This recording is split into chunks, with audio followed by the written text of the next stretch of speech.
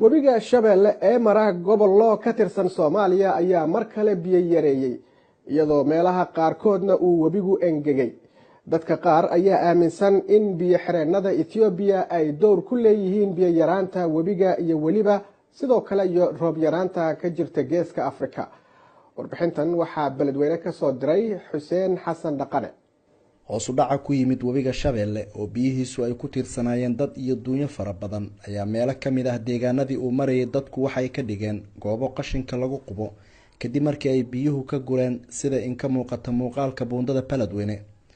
webiga ayaa inta badan ka guray deegaanada koonfurta ka xiga magaalada Beledweyne oo ay ku jiraan gobolada labada Shabeelle.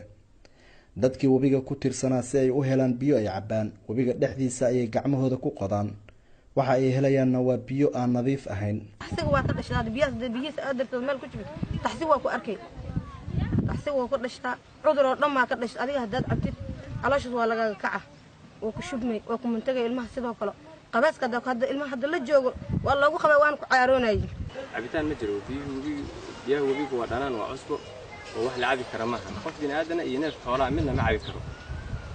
beertii lagu waraabiyaan waxay noqonaysaa cusbo ee dib dambe loo tacbi maayo hataa tacab dambe geli mayso waxa ku yeelana way dhimanayaan. dadka beeraleyda ayaa biyo la'aanta webiga waxay u aanayeen laba arrimood. mid waa abaarta ka jirta gobolka geeska Afrika, midna waa biyo xireenno laga sameeyay deegaanka ismaamulka Soomaalida ee bariga Ethiopia. hadda maanta webiga Shabeelle waa u guray in muddo biyo la'aan ayaa jirta waana markii saddexaad oo webiga biyo la'aan uu noqdo. beeraleydu haddii ay iswarseen waxa warkaasi lagu soo gaadiyay webigan roob la'aanta jirto iyo biyo xireennada waaweyn ee Ethiopia suubsatay taasoo caqabad ku noqotay biyihii webiga Shabeelle.